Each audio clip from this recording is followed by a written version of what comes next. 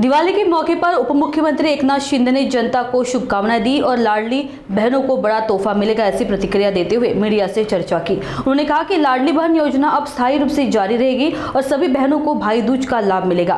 इसके साथ ही शिंदे ने रोहित पवार के आरएसएस पर दिए बयान को दुर्भाग्यपूर्ण बताते हुए कहा कि आरएसएस एक राष्ट्रभक्त संगठन है जो हर आपदा में सबसे आगे रहता है। वहीं भाई जगताप के बयान पर प्रतिक्रिया देते हुए कहा कि लोकशाही में सबको अधिकार है, लेकिन आगामी स्थानीय चुनावों में भगवा निश्चित रूप से चमकेगा। परवापासून दिवाळीचं पर्व सुरू झालेलं आहे। आज पाडवा आहे। पाडव्याच्या देखील सगळ्यांना खूप खूप शुभेच्छा। हा पाडवा म्हणजे नवीन संकल्प, नवीन पर्व सगळ्यांच्या आयुष्यामध्ये सुख समृद्धी आनंद घेऊन येवो अशा मनापासून शुभेच्छा। सगळ्यांना शुभेच्छा। तमाम महाराष्ट्रातल्या लाडक्या बहिणींना, लाडक्या भावांना, लाडक्या ज्येष्ठांना, लाडक्या शेतकऱ्यांना सगळ्यांना शुभेच्छा। बळीराजाचं आलेलं संकट दूर हो आणि त्याच्या आयुष्यात देखील हा पाडवा सुखाचे, आनंदाचे, समृद्धीचे दिवस घेऊन येवो।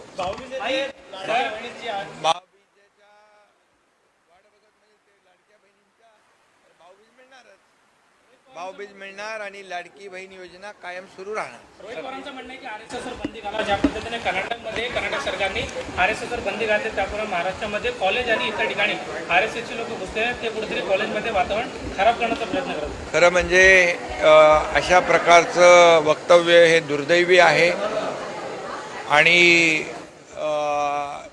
निषेधार्ह आहे। याची निंदा, निषेध करावा तेवढा कमी आहे। कारण आरएसएस राष्ट्रीय स्वयंसेवक संघ हा एक कडवट देशभक्त, राष्ट्रभक्त ही संघटना आहे आणि कधी जेव्हा आपत्ती संकट येतं त्यावेळेस आरएसएस ही संघटना धावून जाते आणि प्रखर राष्ट्रभक्त आणि देशभक्ती वर काम करणारं हे आरएसएसचं संघटन आहे। आणि खरं म्हणजे अशा आरएसएसवर बंदी घालावी असं म्हणणं अतिशय दुर्दैवी आहे, अतिशय चुकीचं आहे।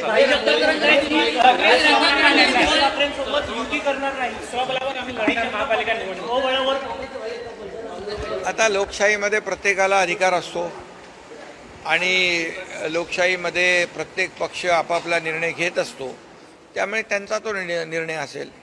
त्यामुळे मी एवढंच सांगेन की लोकसभा महायुतीने आम्ही जिंकलो, विधानसभा महायुती लँडस्लाईड विक्ट्री घेऊन जिंकलो। आता स्थानिक स्वराज्य संस्था देखील मध्ये महायुतीचाच भगवा